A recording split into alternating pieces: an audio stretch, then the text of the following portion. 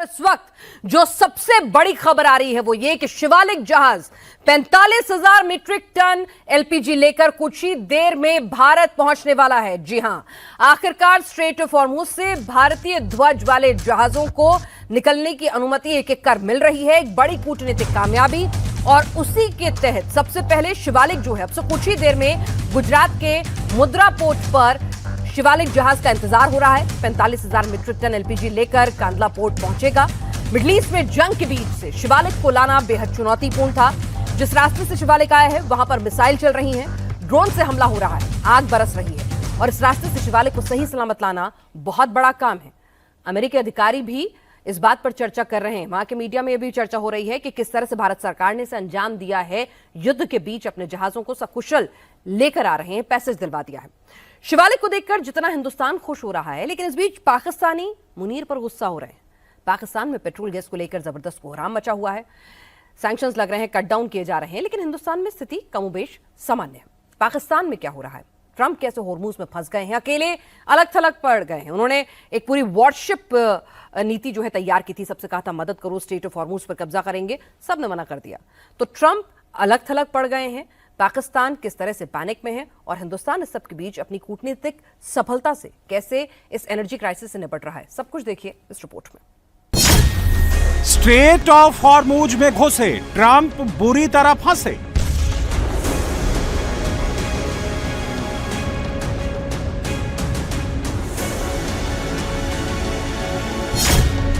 समुद्र में महायुद्ध का जल, स्ट्रेट ऑफ हॉर्मुज जहाजों का काल।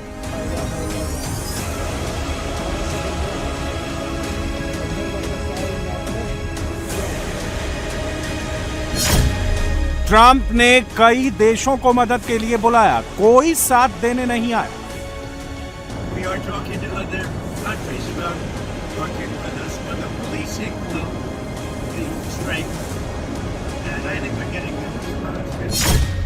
भारत का जहाज मिडिल ईस्ट से आया, पाकिस्तान बौखलाया। 2 गैस के बड़े टैंकर्स जो हैं वो अलाउ कर दिए गए हैं। इंडिया के अंदर जो ईरान के एम्बेसडर हैं उनकी जो स्टेटमेंट है वो भी बड़ी डिस्टर्बिंग है कि जी हमारा और इंडिया का फेथ बिल्कुल सेम है और इंडियन जहाजों को जो है वो वहां से गुजरने की इजाजत होगी आबनाए हरमज से। तो एक आम पाकिस्तानी जो है इसके ऊपर बहुत कंफ्यूज है और थोड़ा डिप्रेस्ड भी है। अमेरिका और इजरायल ने ईरान के ऑयल फील्ड्स को आग में झोंक दिया है।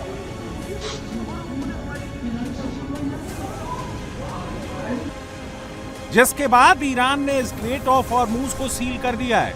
वो बिना परमिशन के गुजरने वाले जहाजों को तबाह कर रहा है। मिडिल ईस्ट में अब स्ट्रेट ऑफ हॉर्मुज जंग का नया मैदान बन गया है। डोनाल्ड ट्रंप हॉर्मुज का रास्ता खुलवाने के लिए जी जान से जुटे हैं। जापान और ऑस्ट्रेलिया ने मिडिल ईस्ट में अपनी युद्धपोत भेजने से साफ इनकार कर दिया है। डोनाल्ड ट्रंप दावा कर रहे हैं कि वो हॉर्मुज का रास्ता खुलवाने के लिए 7 देशों से बात कर रहे हैं और जल्द ही बड़ा ऐलान हो सकता है। They want to negotiate, man. I don't think they're ready. Just on what I'm hearing, they want to negotiate, and as they should. But I don't think they're ready to do what they have to do. I think they will be, but at some point. But we're doing very well with respect to that old situation over it. We are talking to other countries about working with us for the policing of the strait. And I think we're getting good response. If we do, that's great. And if we don't, that's right. लेकिन अब तक कोई देश Trump का साथ देने के लिए आगे नहीं आया है। ऑस्ट्रेलिया ने तो सीधे तौर पर इनकार कर दिया है। वहीं जापान ने फिलहाल ये फैसला टाल दिया है। इससे अमेरिका काफी हद तक अकेला पड़ गया है। जिसके बाद अब ट्रंप नाटो देशों और चीन को धमकी दे रहे हैं। अमेरिका स्ट्रेट ऑफ हॉर्मुज का रास्ता खुलवाने के लिए छटपटा रहा है। उसने हॉर्मुज के पास अपने टैंक उतार दिए हैं, लेकिन एयरक्राफ्ट कैरियर, टैंक और 200 फाइटर जेट की ताकत लगाकर भी ट्रंप स्ट्रेट ऑफ हॉर्मुज को सिक्योर नहीं कर पा रहे।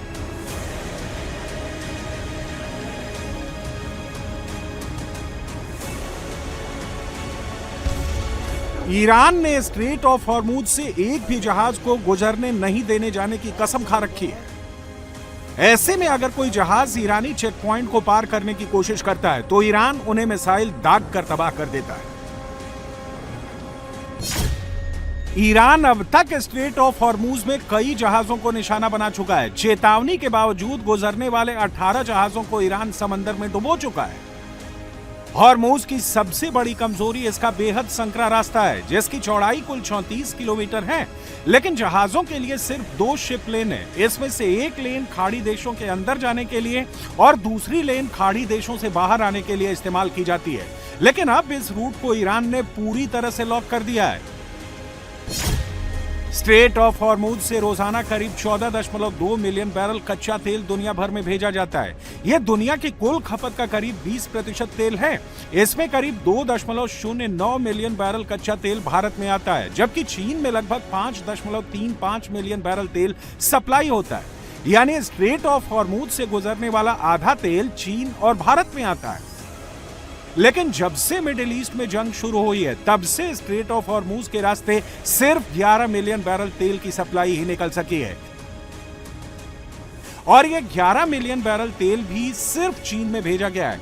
यानी स्ट्रेट ऑफ हॉर्मूज बंद होने से दुनिया भर के देशों में तेल और गैस के संकट का खतरा मंडरा रहा है। ऐसे में ट्रंप के लिए अब सबसे बड़ा चैलेंज स्ट्रेट ऑफ हॉर्मूज है, जिस पर ईरान का टोटल कंट्रोल है और वो वहां से गुजरने वाले जहाजों पर निगाहें गड़ाकर बैठा है।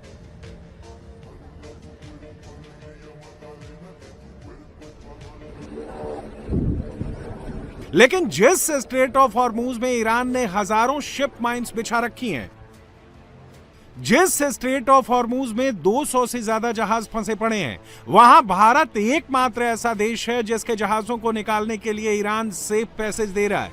स्ट्रेट ऑफ हॉर्मूज से भारत के 2 LPG gas tanker careers Shivalik और नंदा देवी सुरक्षित बाहर निकल चुके हैं। भारत सरकार के कूटनीतिक प्रयासों के बाद इन 2 भारतीय एलपीजी जहाजों को वहां से निकलने की अनुमति मिली। भारत का शिवालिक जहाज गुजरात के मुंब्रा पोर्ट पहुंचने वाला है। शिवालिक जहाज पर करीब 45,000 मीट्रिक टन एलपीजी लदी हुई है। वहीं भारत का दूसरा जहाज नंदा देवी कल कांडला बंदरगाह पर पहुंचेगा। नंदा देवी जहाज भी करीब 47,000 मीट्रिक टन एलपीजी लेकर आ रहा है। साथ ही भारत का तेल टैंकर जग लाडकी भी स्ट्रेट ऑफ हॉर्मूज पार कर गया है, जो संयुक्त अरब अमीरात के फुजैरा से 80,000 टन कच्चा तेल लेकर भारत पहुंचेगा। इन जहाजों के देश में पहुंचने से एलपीजी की किल्लत को कम करने में काफी मदद मिलेगी। साथ ही पेट्रोल डीजल के दाम बढ़ने को लेकर चल रही अटकलों पर भी लगाम लगेगी। लेकिन स्ट्रेट ऑफ हॉर्मूज से भारत के गैस और तेल टैंकर से लदे जहाज निकलने के बाद पाकिस्तान में खलबली मच गई है और वो ईरान के भारत के जहाजों को रास्ता देने से पूरी तरह से बौखला गया है। वो नहीं चाहते कि इंडिया अमेरिकन कैंप में, ऑलरेडी इजराइल कैंप में आगे बढ़ चुका है, वो चाहते हैं इसको निकाला जाए उस कैंप में। और वो जिसे कहते हैं ना, स्पेस खुली छोड़ना चाहते हैं। इसीलिए उन्होंने ये जो बयान दिया उनके एम्बेसडर ने, वो और बात है कि उनकी अंग्रेजी कमजोर थी, उन्होंने जो लफ्ज चुने उनको शायद समझ नहीं आ रही थी। वो पर्शियन में कहते तो समझ आ जाती, फेथ से मुराद कुछ और थी, ये नहीं था कि हम हिंदुइज्म को सपोर्ट करते हैं। पाकिस्तान की जनता को अब पता चल गया है कि शहबाज और मुनीर मिलकर उनको पागल बना रहे हैं और ट्रंप को खुश करने के लिए इन लोगों ने देश की आवाम को ईंधन संकट में झोंक दिया है। अगर मुस्लिम वर्ल्ड पॉलिटिकली यूनाइट हो जाए तो मिडिल ईस्ट का पावर बैलेंस कंप्लीटली चेंज हो सकता है। अब यहाँ पे सुन्नी हुक्मरान का मुकाबला सुन्नी अवाम के साथ है। पाकिस्तान में ये हो रहा है। आसिम मुनीर जितने मर्जी बूट पॉलिश करे, शहबाज शरीफ जितने मर्जी बूट पॉलिश करे, कहे नोबेल पीस प्राइज ट्रंप को देंगे, मजाक बन जाता है। कोड़ी की इज्जत नहीं है, 2 कोड़ी की इज्जत नहीं रहेगी पूरी की पूरी फौज की, जो नूर जहां के पुत्र बन के जो है जिन्होंने इज्जत कमा ली थी, लेकिन उसके बाद इमरान खान का साथ दे के इज्जत कमा ली थी। अब 2 कोड़ी की इज्जत नहीं है, ट्रॉल फैक्ट्रीज से इज्जत नहीं बनती। आसिम मुनीर खंजीर साहब को यह बात समझ नहीं आती। पाकिस्तान की बौखलाहट इसलिए भी सामने आ रही क्योंकि एक और जहां पाकिस्तान में लोग बूंद बूंद पेट्रोल डीजल के लिए तड़प रहे हैं, वहीं भारत में अब तक पेट्रोल डीजल की कोई किल्लत नहीं है। अब शिवालिक और नंदा देवी जहाजों के पहुंचने के बाद एलपीजी को लेकर हो रही परेशानी भी काफी हद तक खत्म हो जाएगी और पाकिस्तान इसी बात को पचा नहीं पा रहा। आपने चीजें नोट की होंगी जो रिसेंट डेवलपमेंट है, जहां पे देखें चाइनीज युआन की भी बात कर रहे हैं कि वहां से शिप गुजरेंगे लेकिन इंडिया के 2 शिप्स गुजर गए वहां से। तो this is something very surprising जो अभी है। क्या वो 2 शिप्स वहां फंसे हुए तो उनको अलाउ किया है? नहीं, मैं आपको बता देता हूँ। वो जो शिप गुजरे हैं वो एक तो ईस्ट ऑफ हॉर्मुज पे थे, डायरेक्ट हॉर्मुज उन्होंने क्रॉस नहीं किया। दूसरा वो इंडियन शिप्स हैं but they were carrying cargo for African countries. तो ये बड़ा एक गलत फहमी है यहाँ पे पाकिस्तान में। मुख्तलिफ जर्नलिस्ट जो है वो कहते रहे कि इंडियन जहाज़ों को जाने दिए, वो ओरिजिन उनका इंडिया, उनकी ओनरशिप इंडियन जरूर है लेकिन वो ट्रांसपोर्ट अफ्रीका के किसी कंट्री के लिए कर रहे थे। एक और भारत के जहाज आने से पाकिस्तान में मातम है, तो वहीं हॉर्मुज पर कंट्रोल नहीं कर पाने से ट्रंप भी गुस्से में है। ऐसे में अगर आने वाले दिनों में अमेरिका हॉर्मुज को सुरक्षित नहीं कर पाया तो उसके ऊपर ईरान से युद्ध हारने का खतरा भी मंडराने लगेगा। तो किस तरह से भारत की ये बड़ी कूटनीतिक कामयाबी है, ट्रंप कैसे अलग थलग पड़ गए हैं और पाकिस्तान में क्यों पैनिक है और पाकिस्तान का आवाम क्यों लगातार ये कह रहा है कि भाई जब हिंदुस्तान इतनी बेहद कूटनीतिक तरीके से किसी की भी साइड ना लेते हुए अपना जो एनर्जी क्राइसिस को रिजॉल्व कर सकता है तो मुनीर शहबाज शरीफ क्या कर रहे हैं। हर पहलू पर चर्चा करेंगे और ये पूरा का पूरा जो तेल का खेल है इस पर भी विस्तार से आपको समझाएंगे अगले 1 घंटे में। हमारे साथ खास मेहमान इस वक्त जुड़ चुके हैं। हमारे साथ दीपक वोरा जी जुड़ रहे हैं पूर्व राजनयिक भारत से। हमारे साथ पाकिस्तान की वरिष्ठ पत्रकार आरजू काजमी इस वक्त जुड़ रही हैं। सऊदी अरब से हमारे साथ प्रोफेसर आसिफ रमीज दाऊदी इस वक्त जुड़ रहे हैं और शोएब चौधरी हैं बांग्लादेश से हमारे साथ जुड़ रहे हैं और नेता DPP हमारे साथ निसार अहमद करजई साहब इस वक्त जुड़ चुके हैं। आप सभी का बहुत बहुत स्वागत है। आरजू, अभी हम लगातार पाकिस्तान में देख रहे हैं स्थिति जो है, ईद आने को है और रमजान का महीना चल रहा है। इस पाक महीने में लोगों की प्रॉब्लम्स बढ़ती जा रही हैं। अब लोग कह रहे हैं, पूछ रहे हैं सीधे सीधे कि भाई पड़ोसी मुल्क भारत में उन्होंने किसी की साइड नहीं ली, उन्होंने किसी की तरफदारी नहीं की, फिर भी वो अपने जहाज सकुशल निकाल ले गए, वहां कोई क्राइसिस नहीं है। आप दोनों बैठ के कर क्या रहे हैं? आपकी अमेरिका मदद क्यों नहीं कर रहा? बहुत डिससैटिस्फैक्शन बढ़ गया। देखिए, डेफिनेटली पाकिस्तान में इस वक्त क्राइसिस तो है, लेकिन ये नहीं कहा जा सकता कि पूरी तरह से जो ईरान और US या इजराइल वॉर चल रही है सिर्फ वही एक रीज़न है। क्योंकि इससे पहले भी शायद मैंने जिक्र किया था आपके किसी शो में कि यहाँ पर IMF का डेलीगेशन आया हुआ था जो पहले कराची में था, फिर इस्लामाबाद पहुंचा और उन्होंने जो कंडीशंस रखी हैं नेक्स्ट जो इनको पैसा मिलना है हमारी गवर्नमेंट को, उसके लिए जो कंडीशंस है वो काफ़ी स्ट्रिक्ट है और उसी में उन्होंने ये भी कहा है कि जो रुपीज़ है उसकी जो वैल्यू है वो कम की जाए, साथ ही साथ फ्यूल प्राइस बढ़ाई जाए, टैक्सेस और कई दूसरी बातें इन्होंने कही हैं जो कि हमारी गवर्नमेंट को माननी पड़ेंगी क्योंकि जाहिर है इनके पास कोई दूसरा रास्ता नहीं और इन्होंने कभी इकोनॉमी पे काम ही नहीं किया। ये सिर्फ अपनी पर्सनल इकोनॉमी पे काम करते हैं, कंट्री की इकोनॉमी पे काम नहीं करते। तो इसलिए जो है आज हमारा ये हाल है। तो अब बहाना मिल गया इनको एक के, चलो अच्छा हुआ वॉर हो गई, अगर ना होती तो प्राइस तो इन्होंने फिर भी बढ़ानी थी, तो ये क्या करते।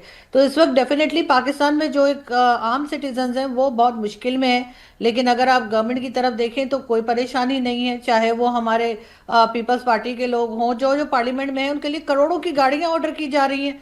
कोई 9 करोड़ की गाड़ी में घूम रहा है तो कोई 10 करोड़ की गाड़ी खरीदी जा रही है, कोई जहाज खरीद रहा है। तो यहाँ कहाँ से आपको ऐसा लग रहा है कि ये लोग परेशान है? सिर्फ पब्लिक परेशान है। और ये जो वो आसमा जहांगीर साहिबा एक बड़ी अच्छी हमारी लॉयर हुआ करती थी, वो कहती थी खाओ पियो पार्टी। तो इनका इस वक्त वही हाल है कि ये खा रहे हैं और इन्हें लोगों की कोई परवाह नहीं है। तो बहुत ही बुरी स्थिति है कि अगर आपके आवाम के हुक्मरानों को ही लोगों की परवाह नहीं है, लोग वहां पर इस तरह से पैनिक में हैं। यहाँ पर दीपक वोरा जी, हम अभी पाकिस्तान के तमाम जो वहां के लोगों के बयानात हैं वो भी हम सुन रहे थे, दर्शकों को भी हमने सुनवाए हैं। जाहिर सी बात है, पड़ोसी देश में अगर सब कुछ ठीक ठाक चल रहा हो तो जलन होती है कि भाई उनके यहाँ सब चंगा है, उनके यहाँ महंगाई नहीं है, क्राइसिस है। अगर ये World War III जैसी सिचुएशन है तो भाई पूरी दुनिया के लिए है, स्ट्रेट ऑफ हॉर्मुज पूरी दुनिया के लिए बंद है। ऐसे में आपका पड़ोसी हिंदुस्तान अपनी कूटनीतिक सफलता से अपने जहाज धीरे धीरे करके निकालना शुरू कर रहा है, अपने लोगों को परेशान नहीं होने दे रहा है, तो भाई पाकिस्तान के आवाम का गुस्सा बनता है, लाजमी है उनका बनना। बहुत बहुत धन्यवाद बेटा, अच्छा लगता है जब आपके साथ होता हूँ। इतने सारे विशेषज्ञ भी हैं, इनसे बहुत कुछ सीखने को मिलता है।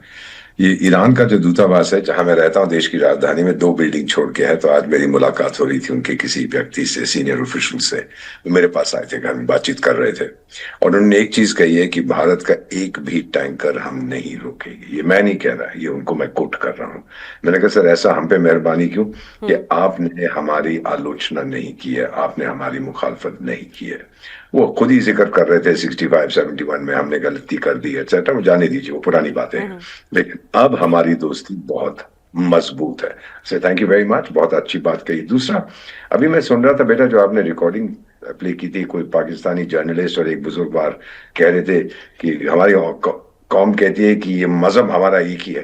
कोई कमीनो, हर चीज में मजहब को क्यों लाते हो? ये जियो पॉलिटिक्स है, ये जियो रिलीजन नहीं है। हर चीज मजहब मजहब मजहब, ये चुना खिलाते रहे हो आप अपने लोगों को इतने साल तक।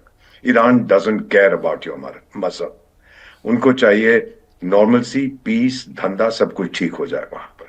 देन बेटा finally I would like to say कि बाबल मंडप को भी बंद करने की कोशिश कर रहे हैं। बाबल मंडप का मतलब होता है दुख का दरवाजा, ये नीचे की तरफ है और जबकि हॉर्मुज स्ट्रेट्स ऊपर की तरफ है। मैंने ये सुना कि कोई बेवकूफ आदमी कह रहा था ये जहाज तो अफ्रीका को जा रहे हैं। और कमीने, उनको हॉर्मुज से नहीं जाना पड़ता है अफ्रीका के लिए, वो तो दूसरी तरफ से जा सकते हैं। और इनमें जो एलपीजी आई है दो, वो भारत के लिए। पता नहीं कौन सा चरस खाते हैं यू लोग टू टॉक नॉनसेंस। बेसिकली ये हमारी कूटनीति की जीत है कि उन्होंने आने दिया है। और मैं आपको इतना भी बता दूं, कोई और भी देश होता अगर उस एरिया में अगर उनको हॉर्मुज से आने दिया जाए, वो भारत की तरफ पहले रुख करेंगे, बिकॉज दे ऑल सब हमारे मित्र बनना चाहते हैं। बेटा ये आज हमारी ताकत है, हमारी कूटनीति की सफलता है।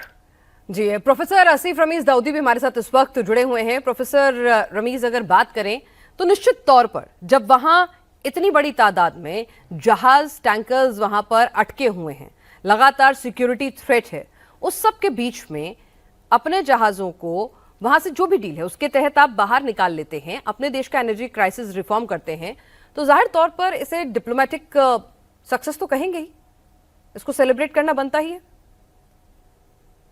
देखिए, हाँ, दुनिया इस क्राइसिस से गुजर रही है। जिस वक्त वो लड़ाई या रीजनल जो एक इंस्टेबिलिटी होती है, स्ट्रेट ऑफ हॉर्मुज में इतनी सारी प्रॉब्लम चल रही हैं, दुनिया का पूरा इकोनॉमिक जो है वो शर्मराता हुआ दिख रहा है। इसकी वजह से क्रूड ऑयल की कीमत बढ़ती जा रही। वैसे में जब भारत अपने तमाम जहाजों के लिए, चाहे एलपीजी हो, चाहे क्रूड ऑयल हो, चाहे जो भी उनकी यहाँ पे सप्लाई चेन को अगर किसी भी तरीके से मेंटेन कर रहा है और वहां पे उसके जहाज वापस पहुंच रहे हैं, तो ये हमारे मुल्क की बहुत बड़ी कूटनीतिक और डिप्लोमेटिक जीत है। आप देखें कि किस तरीके से हमारे भारत के अंदर अभी बातें चल रही थी कि गैस खत्म हो जाएगा, ये हो जाएगा, वो हो जाएगा, लेकिन साथ साथ में हमारे डिफेंडर के अभी लोहरा जी जानते हैं कि किस तरीके से डिप्लोमेटिक चैनल बीच बीच में काम करते रहते हैं। और कहीं कहीं इस तरह से ऐसा हुआ कि एक जीत मिली और इसे बड़ा फायदा हुआ। तो किसी को बुरा लगे, किसी को अच्छा लगे, किससे मुझे लेना देना नहीं है। मुझे लग रहा है कि हमारे वहां पे, हमारे मुल्क में एक बड़ी इससे राहत मिलेगी और मैं चाहता हूं कि ये राहत जो है पूरी दुनिया में मिले। तो हमारे आपके पूरे देश पे इसका असर पड़ने वाला है। जो जाने जा रही है, कहीं ना कहीं ये जो रिश्ता है सबके लिए खुल जाए और मौत का ये मामला ही खत्म हो जाए। कोई ऐसा रास्ता निकल जाए कि एस्केलेशन की तरफ हो, रीजनल पीस और सिक्योरिटी की बात है, जैसे कि जाके ग्लोबल पीस पे बात निकले। आज भारत को ये कामयाबी मिली है। मैं चाहता हूँ कि इस इलाके में रमजान के महीने में जहाँ पहुंचे, सब लोग तैयारी कर रहे हैं और पूरे मिडिल ईस्ट में आप देखें कि किस तरीके से ये, चलिए आप लोग पीस की बात करें, लेकिन ट्रंप जो है वो पीस टॉक की बात कर ही नहीं रहे हैं। वो तो इसे वर्ल्ड वॉर 3 बनाना चाह रहे हैं। वो तो कह रहे हैं कि भाई बाकी सारे मुल्क भी हैं, वो भी आ जाओ, स्ट्रेट ऑफ हॉर्मुज पर मिलकर कब्जा करेंगे, वहां पर इतने सारे युद्धपोत इकट्ठे कर दो कि ईरान के पास कोई ऑप्शन ही ना बचे। वो तो कह रहे हैं सबको सेफगार्ड करो। वो छोटा नहीं सोच रहे हैं, हालांकि सबने रिबफ कर दिया, अकेले पड़ गए हैं वो। शोएब चौधरी साहब, यहां पर देखिए कि हिंदुस्तान एक ऐसा मुल्क है कि जब पूरी दुनिया में एनर्जी क्राइसिस हो रहा है, अगर जापान को छोड़ दें, चाइना को छोड़ दें, उनके पास एक अच्छा खासा स्टोरेज, उन्होंने कैपेसिटी इतनी इंक्रीज की हुई है कि काफी लंबे वक्त तक वो सस्टेन कर सकते हैं अगर स्ट्रेट ऑफ हॉर्मुज या और चैनल्स बंद भी रहते हैं तो। लेकिन अगर देखें हिंदुस्तान ने उस लिहाज से अपने एनर्जी क्राइसिस को किस तरह से न सिर्फ डील किया, बल्कि बांग्लादेश से जो हमारा टाई अप था 6 महीने में जो हमें ऑयल सप्लाई देनी थी, वो हमने पहले ही 2 महीने में ही वो डिमांड जो है वो 6 मंथ्स की मीट कर दी है। तो जाहिर सी बात है हमारे पास सरप्लस होगा, अपना तो नहीं दे देंगे। तो ये अपने आप में बताता है कि हमारी प्लानिंग किस तरह की है और हमारी डिप्लोमेसी किस तरह की है।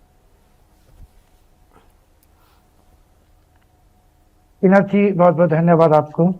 और बाकी सारे को पैनलिस्ट को मेरे तरफ से नमस्कार। देखिए, अभी बांग्लादेश के लिए खुशकिस्मती है कि फरवरी की 12 तारीख जो पाकिस्तान की कठपुतली बैठे थे बांग्लादेश में, यूनुस, ये चली गई। अभी इलेक्टेड सरकार आए और पाकिस्तान की जो लफड़े थे बांग्लादेश में बंद हो गई। फिर से भारत के साथ रिश्ता बन गई बांग्लादेश का। और जब पाकिस्तान रो रहा है एनर्जी क्राइसिस में, परिस्थिति के क्राइसिस में, Bangladesh is not crying at all, because we have full support from India, we will get support from India. And आप जो कह रहे कि ट्रंप जो थर्ड वर्ल्ड वॉर लगाने की कोशिश में है, ये तो करना चाहिए ट्रंप को कि आसिमोन गए थे, शहबाज शरीफ गए थे ट्रंप के पास, उसके कठपुतली नहीं उसके कुत्ते होने के लिए, तो लगने दीजिए थर्ड वर्ल्ड वॉर, पाकिस्तान को शामिल कर लीजिए, पाकिस्तान को बिल्कुल ही ले जाना है वॉर में। और पाकिस्तान को तब डिसाइड करना पड़ेगा कि ये सऊदी की तरफ जाएगा या ईरान की तरफ जाएगा। अगर ईरान की तरफ जाएगा तो सऊदी में पाकिस्तान के जितने लोग हैं मिडिल ईस्ट जीसीसी कंट्री में सबको एक्सेस कर देना चाहिए, करेगा। अगर ईरान के फेवर में नहीं जाएगा, जीसीसी के फेवर में जाएगा, तो ईरान के साथ इसके बर्बाद होगा कि ईरान की जो न्यूक्लियर टेक्नोलॉजी का बोरा साहब एक एक्सेलेंस एम्बेसडर आपको भी मालूम है कि ईरान की ये न्यूक्लियर टेक्नोलॉजी के पीछे कौन है? पाकिस्तान है। Main is Pakistan. इसका जवाब आरजू से लेते हैं। आरजू मुस्कुरा रही हैं। एक सेकंड पिनाथ जी, पाकिस्तान के एक परिचय में कह के खत्म करता हूँ। Pakistan is arsonist and fire extinguisher at the same time. ये आग लगाने के काम क्यों करते हैं और आग बुझाने के काम भी करते हैं एक ही साथ। आग बुझाने का काम कहाँ करते हैं शोएब चौधरी साहब, ये बता दीजिए जरा। आग लगाने का करते हैं तो समझ में आता है। मैंने कहा कि ये आग लगाने के काम करता है आर्सोनिस्ट, और इसके साथ साथ ये फायर एक्सटिंग्विशर, फायर फाइटर के भी काम करने की क्या कहते हैं, प्रिटेंड करते हैं। ठीक है आरजू, आप मुस्कुरा रही थी। शोएब चौधरी साहब को आपने पूरा सुना। पाकिस्तान के लिए बड़ी दिक्कत हो गई है, किस किस का साथ दें, क्या क्या करें? मतलब ट्रंप को खुश करें, चीन को खुश करें, ईरान को खुश करें, सऊदी से तो पैक्ट है कि भाई तुम पे हमला हुआ तो लड़ने चले जाएंगे। कहां फंसा दिया है भाई? एक नाव दो नाव, यहां तो इतनी सारी जगह मतलब हाथ पैर फैला लिए हैं पाकिस्तान ने कि कैसे कैसे सरवाइव करेंगे?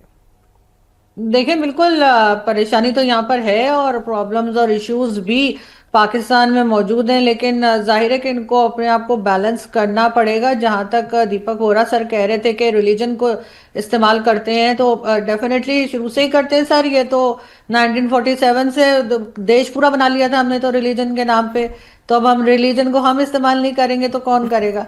लेकिन ये ज़रूर है कि अगर हम एज अ मुस्लिम कंट्री ही अगर लोगों का साथ दे रहे होते तो डेफिनेटली अफगानिस्तान के साथ हमारी इस वक्त लड़ाई ना चल रही होती। जिस वक्त सारी दुनिया अफगानिस्तान से बात कर रही है और उनके साथ अपने टर्म्स को ठीक कर रही है, तो हम जो है वो अफगानिस्तान के साथ अपने टर्म्स मजीद बिगाड़ते चले जा रहे हैं डेली बेसिस पे। जिस तरह से अटैक्स हो रहे हैं वो भी सभी जानते हैं, लेकिन जाहिर है कि क्योंकि हमारी फॉरेन पॉलिसी इंडिपेंडेंट नहीं है, हमें चाइना से भी पूछना होता है, हमें सऊदीया से भी बात करनी है, हमें अमेरिका की भी परमिशन चाहिए, तो डेफिनेटली फिर इसी तरह की फॉरेन पॉलिसी बनेगी जो इस वक्त है कि कुछ समझ में नहीं आ रहा कि एक तरफ कुआं दूसरी तरफ खाई है कि किधर जाएं और कहां से अपने आप को बचाएं। डेफिनेटली इस वक्त पाकिस्तान काफी मुश्किल पोजीशन में है।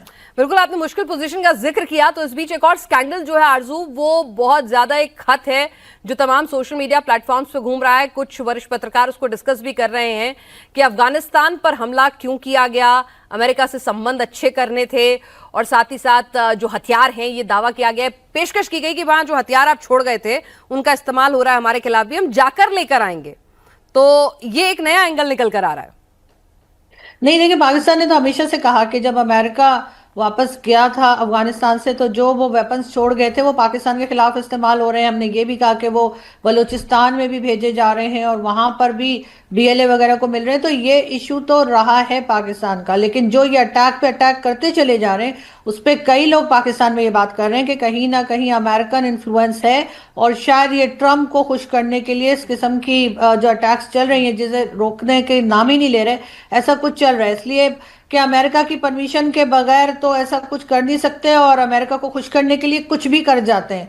इसलिए लग रहा है कि अफगानिस्तान के साथ जो कुछ इस वक्त सिचुएशन बिगड़ती चली जा रही है उसमें कहीं ना कहीं ट्रम्प को खुश करने का भी एक एंगल है। लेकिन ये जो अफगानिस्तान के साथ कर रहे हैं ना, वो ये ईरान के साथ करने का सोच भी नहीं सकते, क्योंकि अफगानिस्तान के लिए तो कह देते हैं ना, जिनके पास तो वेपन्स नहीं है या इनके पास तो फौज नहीं है या कुछ और इस तरह से बात कर लेते हैं। लेकिन ईरान का इन्होंने देख लिया कि ईरान ने अमेरिका का क्या हाल किया है, तो मेरे ख्याल है ईरान के साथ ये कोई ऐसी गलती करने की कोशिश नहीं करेंगे कि सऊदीया का साथ देने के लिए या अमेरिका का साथ देने के लिए ये ईरान को छोड़ दें।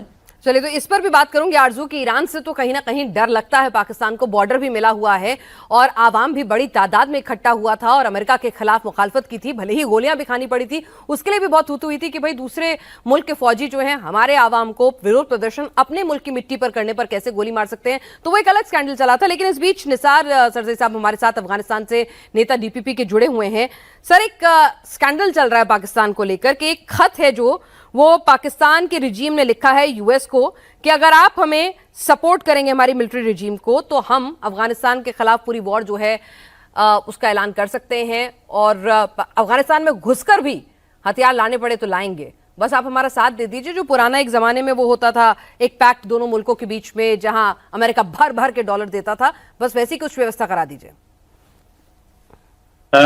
नमस्कार और सलाम सब मेहमानों के लिए। देखिए, पाकिस्तान की पुराना आदत है अफगानिस्तान के खिलाफ और अमेरिका का खुश करने का। अकेला ट्रम्प नहीं, अमेरिका पाकिस्तान हर वक्त कोशिश करता था कि अमेरिका जो लीडर है, अमेरिका लीडरों पाकिस्तान से खुशहाल हो जाएगी। अभी भी आसिम मुनीर ये काम किया है। आसिम मुनीर जब इतना सफर किया था ट्रम्प के पास आना जाना, ये सब डॉलर लेना, और साथ साथ जो बात आसिम मुनीर और ट्रम्प के साथ तय हुआ यही कि आसिम मुनीर ट्रम्प को बोला है कि मैं बग्राम एयरबस वापस लेने में अमेरिका का हेल्प करूंगा। इस बात की वजह से आसिम मुनीर और शहबाज शरीफ बहुत सारे डॉलर लिया है।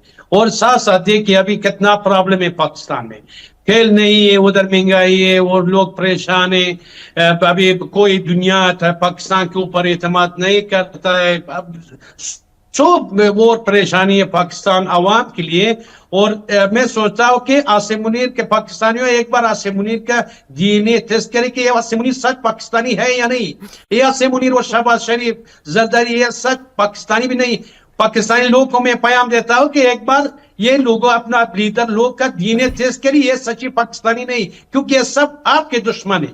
और इस्लाम के नाम से जो हमारा बुजुर्ग दोस्त पहले बोला कि ये लोग क्यों इस्लाम को मजहब को बीच में लाते हैं, ये इस्लाम के नाम और बिजनेस मजहब के नाम और जहाद के नाम पाकिस्तानी आर्मी, पाकिस्तान आईएसआई, पाकिस्तान सरकार बिजनेस किया, अच्छा पैसा कमाया। ये अच्छा बिजनेस ये कभी नहीं छोड़ेगा। हर मसले में मजहब लाना इनके जरूरी है, क्योंकि एक मजहब इस्तेमाल करना इनके लिए फायदेमंद था। और साथ साथ इतना प्रॉब्लम अभी पाकिस्तान के अंदर है, ये सब प्रॉब्लम पाकिस्तानियों के लिए नहीं सोचता है। जब सेक्रेट एजेंसियों से या अमेरिका से प्रोजेक्ट लेता है उस टाइम अवाम पाकिस्तान के नहीं सोचता है। अभी आसिम मुनीर आईएसआई वही पुराना जहादी जो 50 साल पहले इन लोगों इस्तेमाल किया था, अभी 2 या 3 फ्रेंड बनाने के चक्कर में आईएसआई मुझे जानकारी मिल गया कि अभी कई महीनों से ये वही पुराना जहादी जो उनका अगर बाप मर गया उनका बेटा है या वही जहादी पुराना जहादी को 3 फ्रेंड बनाने के चक्कर में पाकिस्तान का पैसा या अमेरिका से जो पैसा मिल रहा उसके ऊपर खर्च करता है और अफगानिस्तान के बारे में अफगानिस्तान के खिलाफ इस्तेमाल करने की कोशिश में कि फिर अफगानिस्तान में खाना जंगी हो।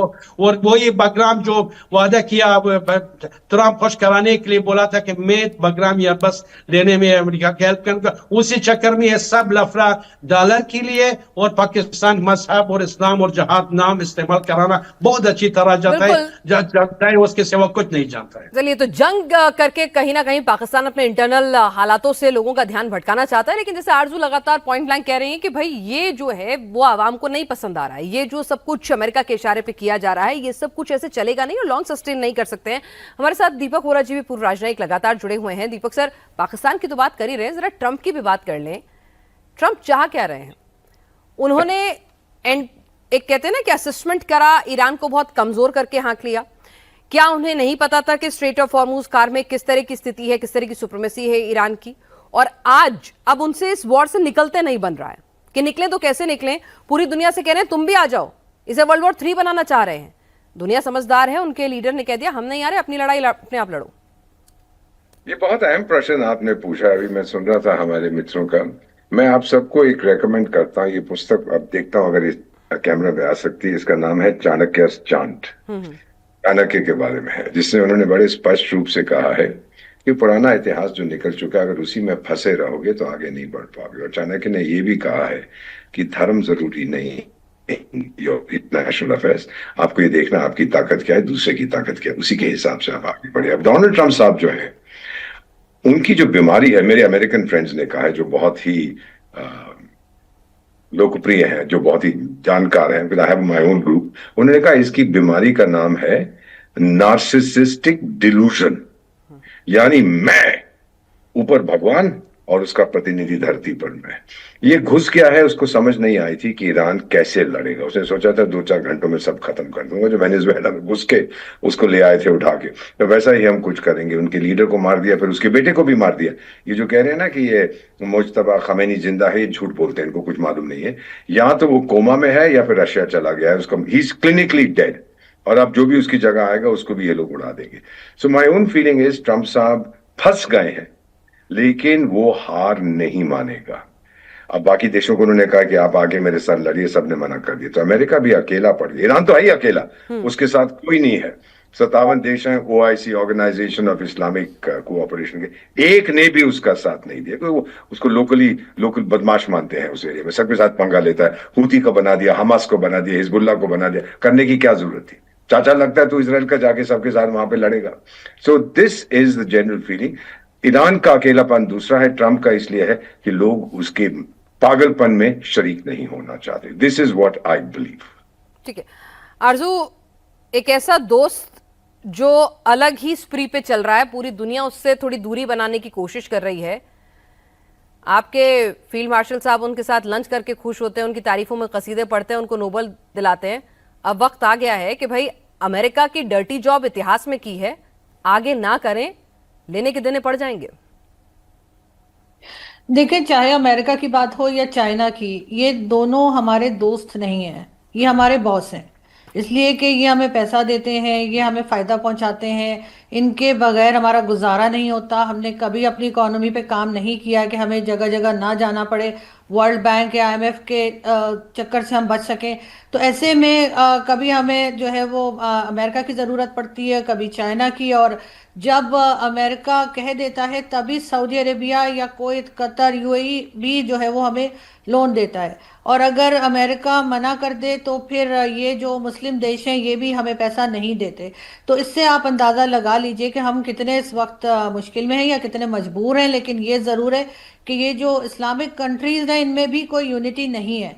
अगर इनमें ज़रा भी यूनिटी होती तो शायद बहुत से इश्यूज जो हैं इन कंट्रीज़ के वैसे ही ख़त्म हो जाते। ईरान में जो कुछ भी हो रहा था या खुमैनी साहब जो कर रहे थे, मैं उस बात को सपोर्ट नहीं कर रही, लेकिन अमेरिकन प्रेसिडेंट को किसी ने ये राइट नहीं दिया कि जाकर इस तरह से लोगों को मार डालें। इन्होंने स्कूल पे ऊपर जो बॉम्बिंग की और उससे जो बच्चियों की जान गई है, उसका अभी तक ना तो डोनाल्ड ट्रंप ने माफ़ी मांगी है, ना ये कहा है कि गलती हो गई। पहले उन्होंने ईरान का नाम लगाने की कोशिश की लेकिन ऐसा नहीं हो पाया। तो डेफिनेटली जो गलतियां इस वक्त अमेरिका कर रहा है उससे अमेरिका खुद कमज़ोर हो रहा है। और ईरान एक बहुत छोटी सी कंट्री होने के बावजूद जिस पे सैंक्शंस लगी हुई हैं, तब भी काफ़ी टफ टाइम जो है वो ट्रंप को दे दिया है। तो हमारे लोगों को सोचना चाहिए कि ट्रंप अगर ईरान और दूसरी कंट्रीज़ के साथ ये कर सकते हैं तो इन लोगों का भी क्या हाल हो सकता है। ये और बात है कि उनको यहाँ से ना तो वेनेजुएला की तरह किसी को उठा के ले जाना पड़ेगा, ना अटैक करना पड़ेगा। इनको तो जैसे मैं हमेशा कहती हूँ कि एक मिस कॉल मारेंगे और हमारे लोग जो है फौरन कहेंगे सर जो कहिए, जो हुक्म मेरे आका, वो वाला काम यहाँ पे शुरू हो जाता है। इसलिए शायद ये लोग बहुत ज़्यादा परेशान नहीं है, लेकिन डेफिनेटली आम पब्लिक पे ज़रूर इसका जो है वो बुरा इम्पैक्ट ही पड़ेगा। आरजू, आपकी बेबाकी की तारीफ करती हूँ, मतलब बॉस है, बॉस को खुश तो करना ही है, लेकिन आप अपने हुक्मरानों से जरा भी नहीं डरती हैं, आप सीधे सीधे सपाट बोल देती हैं। हमारे साथ प्रोफेसर इस वक्त सऊदी अरब से साथ जुड़े हुए हैं लगातार, उनसे भी आसिफ रमीज साहब हमारे साथ जुड़े हुए हैं। प्रोफेसर आसिफ, जो बात आरजू ने कही, अगर मुस्लिम देशों में एका होता तो आज अमेरिका ये हालत नहीं बना रहा होता। आज सऊदी में हम देखते हैं, दुबई, यूएई, कतर, दोहा, हर जगह जो हालात हम देख रहे हैं, वहां पे भी तो पूरी की पूरी लड़ाई सिर्फ सुप्रीमेसी की है ना, कि सऊदी खुद उस एरिया का बिग बॉस बनना चाहता है, ईरान चीन के सपोर्ट से उस एरिया में बिग बॉस बनना चाहता था, शिया सुन्नी का कॉन्फ्लिक्ट था, कोई मुस्लिम ब्रदरहुड नहीं था, और इसीलिए अमेरिका को अच्छा खासा मौका मिला। नहीं तो ये गल्फ कंट्रीज ऑयल सुप्रीमेसी पे आराम से अगर एके में रहती तो कोई अमेरिका नहीं इन्फ्लुएंस कर सकता था। जब आप मुस्लिम ब्रदरहुड की बात करती हैं या मुस्लिम कंट्रीज की बात करती हैं, तो मुस्लिम कंट्रीज में पाकिस्तान भी है, अफगानिस्तान भी है, इंडोनेशिया भी है, वो पूरा रीजन है, दुनिया की तमाम वो मुस्लिम पॉपुलेशन है, उसमें सिर्फ और सिर्फ जो 2-4 कंट्रीज का आपने नाम लिया वो नहीं है। तो अगर जब हम उस तरह से समझते हैं तो ये बात सही है कि अगर तो यूनिटी कहीं भी हो, किसी भी एरिया में, किसी रिलीजन में, किसी कम्युनिटी में, तो यूनिटी का फायदा तो होता ही है। लेकिन अभी आप देखें कि किस तरीके से ईरान ने भी जो रिटेलिएट किया है, वो सारा रिटेलिएशन जाके पूरा गल्फ कंट्रीज में फोकस्ड हो गया है, 2-3 मुस्लिम कंट्रीज पे ही।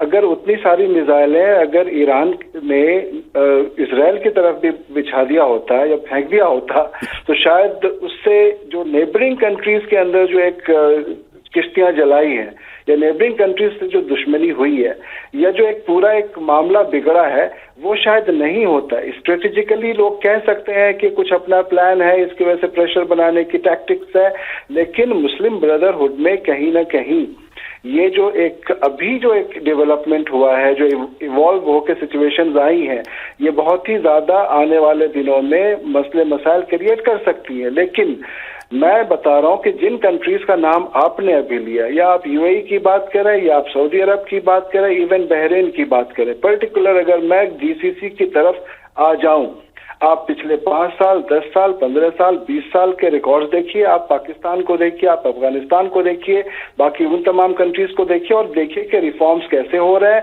देखिए कि यहाँ प्रोग्रेस हो रहा है कि नहीं हो रहा है, देखिए कि पूरी दुनिया यहाँ पे आने के लिए तैयार है कि नहीं, बिजनेसेस हो रहे हैं, टूरिज्म हो रहा है, सारी चीजें बदल रही हैं।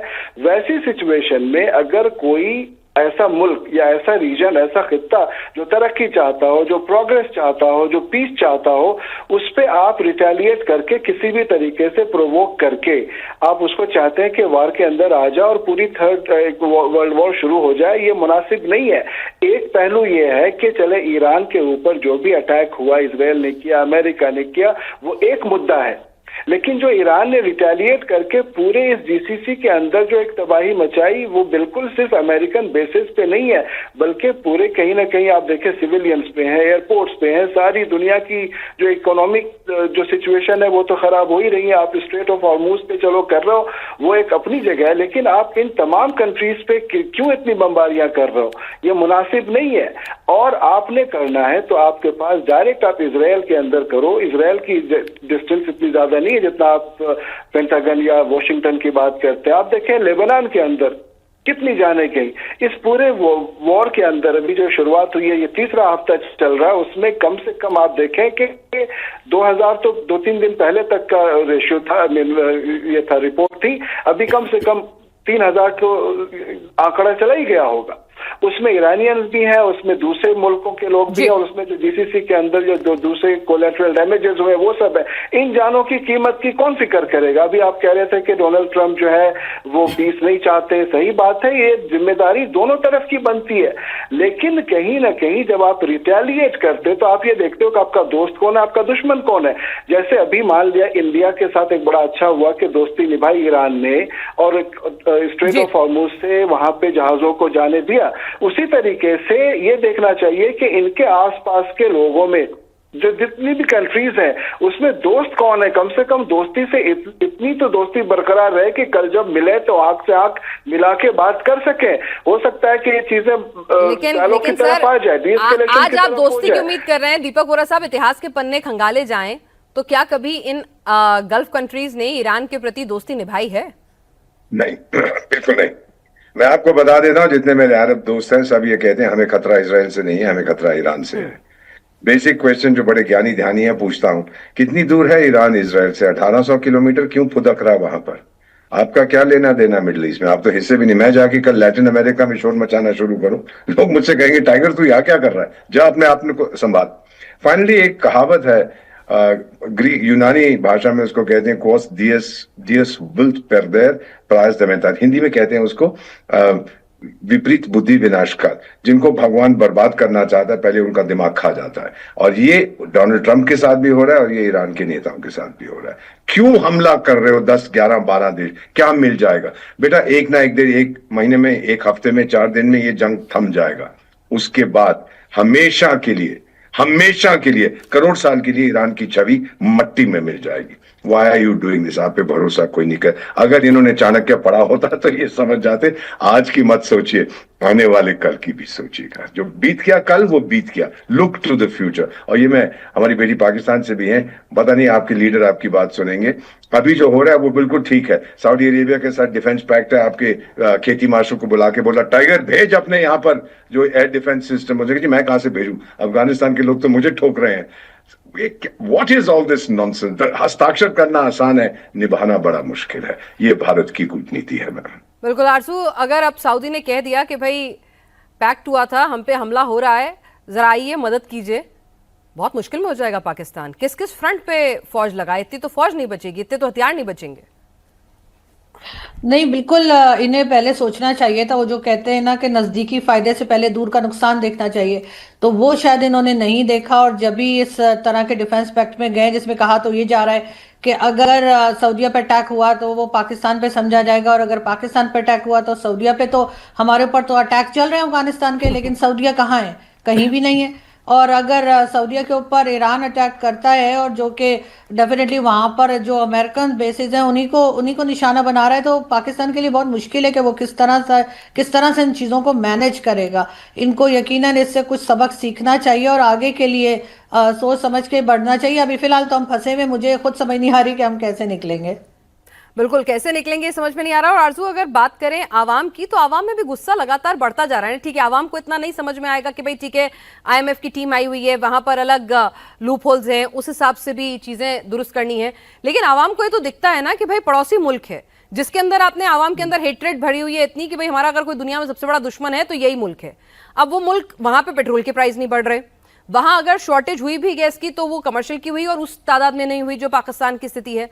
कोई लॉकडाउन लगाने की, कोई सैलरी काटने की, कोई वर्किंग आवर्स करने की ऐसी कोई नौबत हिंदुस्तान में नहीं आई। और तो और, जिसे कहते हैं ना जले पे नमक छिड़कना, कि वहां से स्ट्रेट ऑफ हॉर्मुज से आप जहाज भी निकाल लाए। आप इजराइल के भी दोस्त हैं, ईरान के भी दोस्त हैं, तो यहां कहीं ना कहीं पाकिस्तानी आवाम पूछेगा ना कि भाई देखो वो क्या कर रहे हैं और आप क्या कर रहे हो। इस मुल्क से तो आप हमें नफरत करना सिखाते हो, वो तो तरक्की कर रहा है। देखिए, पब्लिक को तो ये सब कुछ समझ में आ रहा है, पब्लिक में अवेयरनेस आ चुकी है, पब्लिक सोशल मीडिया भी देख रही है, इंटरनेशनल मीडिया को भी देख रही है और सवाल भी कर रही है। और इसीलिए शायद इस वक्त ना सिर्फ ये कि पाकिस्तान की गवर्नमेंट बल्कि पाकिस्तान की मिलिट्री इस्टेब्लिशमेंट भी इसी चीज़ से परेशान है कि वो सोशल मीडिया को कंट्रोल करें तो कैसे करें, क्योंकि लोग अब डर नहीं रहे। पहले 2-4 लोग थे जो आपको कभी कभार शायद दिख जाया करते थे कि इंडियन मीडिया पे या इंटरनेशनल मीडिया पर बात कर रहे हैं या सोशल मीडिया पे, लेकिन अब वो तादाद बहुत ज़्यादा बढ़ चुकी है। अब लोग बहुत ज़्यादा, जो नेक्स्ट जनरेशन आई है वो हमसे भी तेज़ है, तो वो तो बिल्कुल ना डर रहे हैं ना घबरा रहे हैं, सही को सही गलत को गलत कह रहे हैं उनमें से अक्सर लोग। तो यकीनन यहाँ पर अब जो लोग पावर रखते हैं, पाकिस्तान में फैसले करते हैं, अब उन्हें चाहिए कि वो अपने आप को सही करें, बजाय इसके कि सारे वक्त ये बताते रहें कि भारत हमें खा जाएगा, जो हमें बचपन से पढ़ाया जाता है, या अफगानिस्तान हमारा दुश्मन है। भाई अफगानिस्तान कल तक तो आपका दोस्त था, आप तो गवर्नमेंट बना रहे थे, आप तो कह रहे थे कश्मीर लेके देगा अफगानिस्तान के लोग हमें, और अब अचानक अफगानिस्तान हमारा दुश्मन हो गया। तो यहाँ पर ज़रूरत इस बात की है कि ये अपनी दुश्मनियाँ कम करें और दोस्तियाँ या लोगों से टर्म्स बेहतर करें। लेकिन हो ये रहा है कि हम अपने दुश्मन बढ़ा रहे हैं और दोस्त जो हैं वो हमारे कम से कम होते चले जा रहे हैं, बल्कि दोस्त तो शायद कोई है ही नहीं। जाहिर है कि लोग एक दूसरे के साथ ऐसे ही जुड़े होते हैं कि किसी का कुछ फायदा हो, और हम किसी को कोई फायदा नहीं दे रहे। बिल्कुल, तो फायदा अगर पाकिस्तान नहीं पहुंचा सकता तो भाई दोस्त नहीं, फिर तो बॉस ही मिलेंगे, जो पाकिस्तान को एक नहीं 2-2 मिले हुए हैं और ज्यादा उसमें बढ़ोतरी होती जा रही है।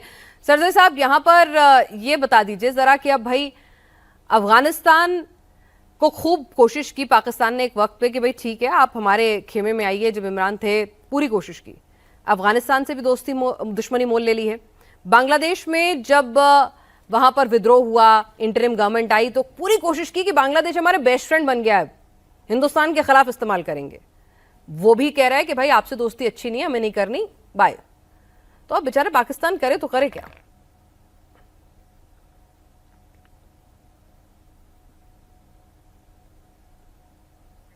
निसार साहब, मुझे हाँ जी जी जी, ये मैं सोचा कि दूसरे नहीं आपसे पैनल से सवाल किया। देखिए, पाकिस्तान के ऊपर कोई विश्वास नहीं करता।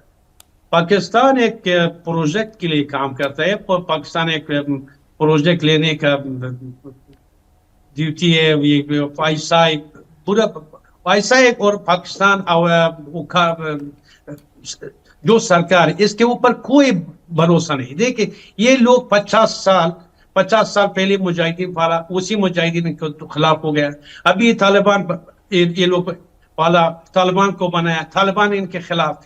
किसी के साथ पाकिस्तान का अच्छा रिलेशन और अच्छा दोस्ती और सच्चा विश्वास नहीं है पाकिस्तान के साथ। यही से इसी तरह सब दुनिया के साथ है। मैं सोचता हूँ दो बात है जो बहुत इंपॉर्टेंट है, इजाजत दीजिए मैं पैनलिस्ट के पास बता दूं।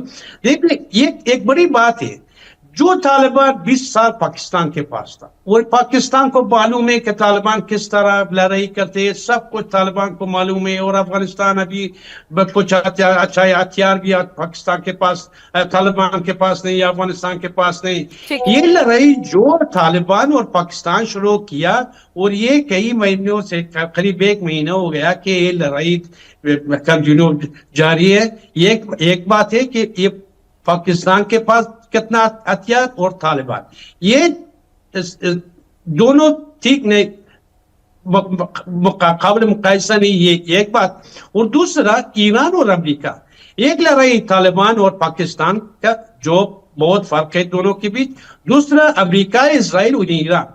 मैं सोचता हूँ पाकिस्तान और ईरान दोनों देश जो इस्लामिक कंट्री के बीच, दो इस्लामिक कंट्री जो बहुत इस्लाम के नाम से फायदा उठाया, ये क्यों?